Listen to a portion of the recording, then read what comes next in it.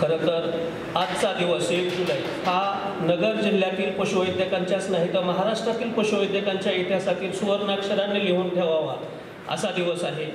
आज तागायत कुठल्याही पशुवैद्यकांना एकत्रित बोलवून त्यांचा सन्मान करणे, त्यांचा मान करणे, त्यांना प्रशस्तीपत्र देणे असं कुठंही घडलेलं नाही। भारताच्या महाराष्ट्राच्या इतिहासात हे पहिल्यांदा घडतंय। त्यामुळे आदरणीय मंत्री महोदयांचं खरं तर आम्ही सर्व पशुवैद्यक खूप खूप आभार मानतो। सर आभारच नाही तर आपला चरणस्पर्श करतो। सर ही घटना पहिल्यांदाच घडली असं नाही तर अनेक घटना पहिल्यांदा घडल्यात ह्या महाराष्ट्रात। ह्या महाराष्ट्रातल्या मी 26 वर्ष झालं सर एक राजपत्रित पशुवैद्यक संघटनेचा अध्यक्ष आहे। 26 वर्षात कधीही पारदर्शक बदल्या झाल्या नव्हत्या।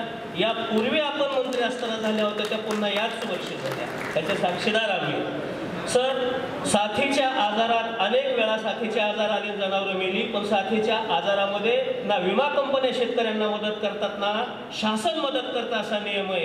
पण साथीच्या आजारात पशुपालकाच्या पाठीशी मदत देऊन उभा राहणारे पहिले मंत्री आम्ही पाहिले, हेही महाराष्ट्रात आणि भारतात पहिल्यांदाच।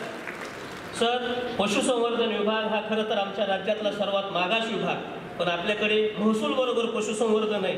महसूल विभागा इतकंच त्यापेक्षा जास्त निधी पशुसंवर्धनला आपण उपलब्ध करून दिला, हे यापूर्वी कधी घडलं नाही। सर आपला धोरणात्मक निर्णय तो मोफत लसीकरणाचा देशाच्या पुढे असेल किंवा मोफत औषधोपचाराचा जे देशाच्या गाईडलाईन्स यायच्या त्याच्या पुढच्या असतील असे अनेक रेकॉर्ड आपण तोडले।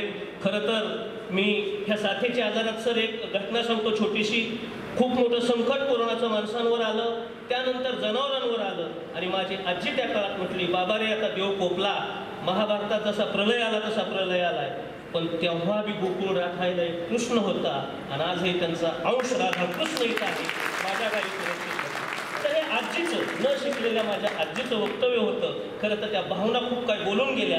हीच भावना महाराष्ट्रातील तमाम पशुपालकांच्या गोरगरीब शेतसर कोण काही राखतो, जो गाडीतून फिरत नाही, ज्याच्याकडे 4 चाकी नाही, जो लहान मुलांना शिक्षणासाठी जातो, जो बांधावर काम करतो, त्यांचे हे आशीर्वाद आहेत हे नक्कीच मोठे।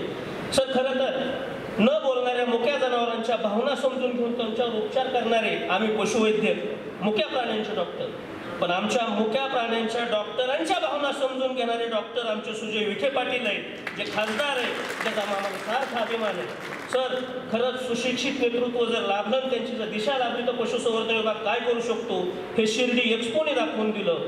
त्या काळात मला वाटतं रेकॉर्ड ब्रेक गर्दी भारतात कुठंही झाली नव्हती। 1 मिनिटाला जो क्रॉस करणारा म्हणजे मोशन सेन्सर असतो तो जो केला आणि तो 19 दिवसात केला, त्याचं श्रेय सर डॉक्टर साहेब आपल्याला जातं। आपलं नेतृत्व होतं, आमचे फक्त करणारे हात होते।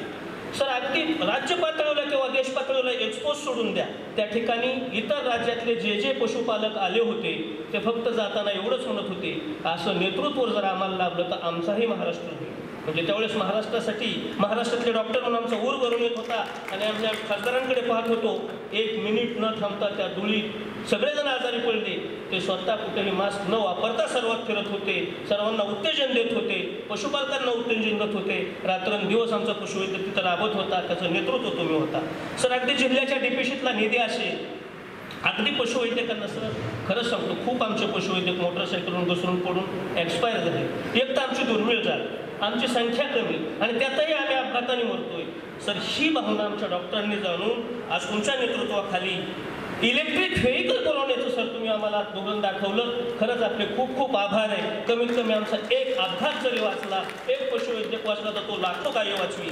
आदरणीय कर्डिले सर आपण पण माजी मंत्री आहात, आता सध्या सर आपण सहकाराचा अहमदनगरचा महामेरू सांभाळताय, सहकारी बँक। आपण पण मंत्री असताना पशुसंवर्धन विभागाविषयी खूप काही मदत केलेली। आजही पशुवैद्यक महाराष्ट्रातला नगरमधला नळनाळा आपल्याकडे येतो, मार्गदर्शनासाठी पाहतो। आपलेही खूप खूप आभार। तसेच आमच्या विभागाचे आयुक्त सर खरं तर आयविश ॲक्ट 1984 प्रत्येक कायदा सर महसूल विभाग महाराष्ट्र लँड रेव्हेन्यू कोडने चालतो, सहकार विभाग महाराष्ट्र सहकारी कायदा याने चालतो, महाराष्ट्र जिल्हा परिषद पंचायत समिती अधिनियम ते चालतात।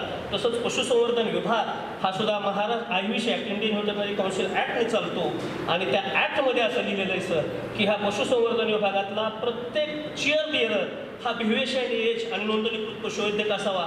सर काय योगायोग असतील माहीत नाही, IAS असताना सुद्धा एक पशुवैद्यक आपण आमचा आयुक्त म्हणून म्हणजे नेमणूक केली, हा दुग्ध शर्करा योग आहे। हे हेमंत वशेकर सरांचाही मी आभारी। तसंच नगर जिल्ह्याचे CEO आदरणीय येरेकर सर वेळोवेळी पशुसंवर्धनच्या कुठल्याही योजना तुटपुंज्या साधन सामुग्रीच्या असल्या तर त्यात काही टक्के वाढ करून मंजूर करतात. सर खरंच आपलं सुद्धा खूप खूप आभार आहे. आमच्या विभागाचे आदरणीय मुकणे साहेब अतिरिक्त आयुक्त, खरं तर मुकणे सरांचं सारखं नेतृत्व सर अतिशय कमी वयात दवाखाना लेवलपासून राज्याच्या अतिरिक्त आयुक्तापर्यंत जाऊन महाराष्ट्रात सर्वत्र संपर्क असणारं नेतृत्व आहे.